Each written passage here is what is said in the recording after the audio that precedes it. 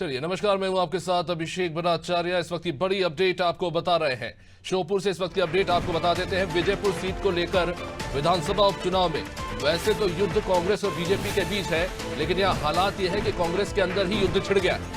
प्रत्याशी चयन से पहले कांग्रेस नेता ही नाराज चल रहे हैं। अब कांग्रेस के जो नेता हैं अब वो सीधे तौर पर बगावत की बात कर रहे हैं और पहला नाम निकलकर सामने आया है कांग्रेस नेता छोटे लाल सेमरिया का। कह रहे हैं कि मैं 30 साल से घास नहीं काट रहा हूं, अगर मुकेश का टिकट हुआ वो बगावत करूंगा। तो ये एक विकट स्थिति कांग्रेस पार्टी के अंदर ही बनती हुई सीधे तौर पर अब कांग्रेस के ही नेता छोटे लाल सेमरिया ने मोर्चा खोल दिया। विजयपुर में अब कुछ ही समय शेष रह गया है प्रत्याशियों को नामांकन भरने को लेकर, और इन सब के बीच में इस तरह की स्थिति विजयपुर में बनती हुई।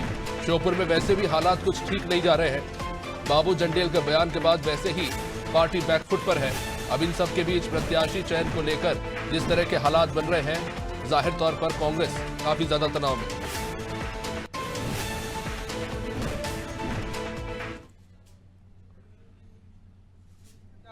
और आदिवासी को क्या वो एक है, मल्होत्रा को टिकट बिल्कुल मिलना चाहिए। आपको तो कोई जानता ही नहीं है हमारे क्षेत्र में। हमारे क्षेत्र में ये है मुकेश मल्होत्रा को टिकट मिलेगा तो हम नहीं देंगे। ये लोग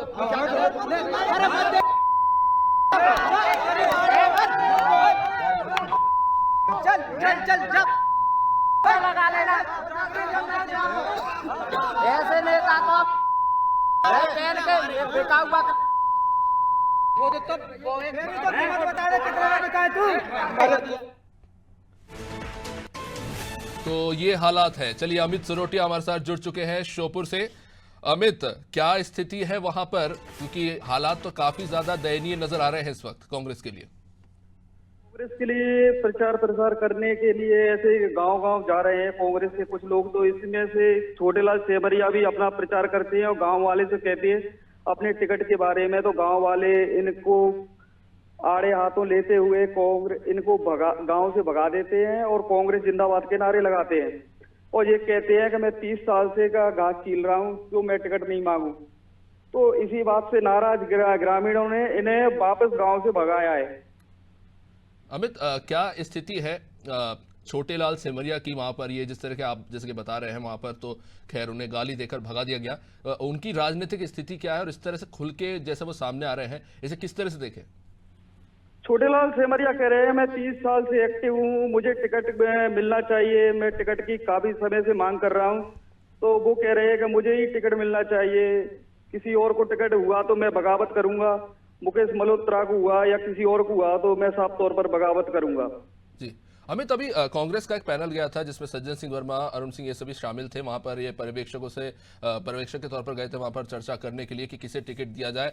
तो क्या स्थिति कुछ स्पष्ट नजर आ रही थी जब ये लोग वहां पे आए थे? क्या कांग्रेस के पार्टी के अंदर ही नेताओं में टकराव की स्थिति है इस वक्त? बहुत सारे दावेदार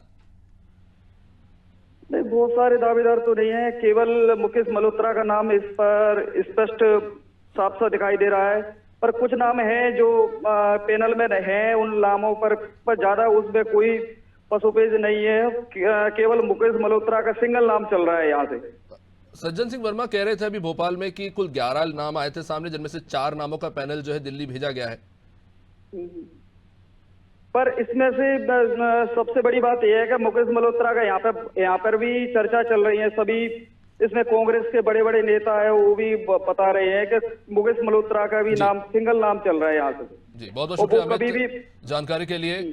तो प्रत्याशी चयन से पहले ये हालात बनते नजर आ रहे हैं और कुछ इस तरह की स्थिति यहाँ पे बनी जहाँ ग्रामीण जो है हड़काते हुए नजर आ रहे हैं और कुछ महत्वाकांक्षी नेता हैं जो खुलकर अब सामने आ गए हैं। कह रहे हैं कि 30 साल से हम जो है घास नहीं छील रहे कि हमें मौका ना दिया जाए। खैर नेताओं की महत्वाकांक्षाएं होती हैं, लेकिन कभी कभी इस तरह की स्थिति भी बन जाती है।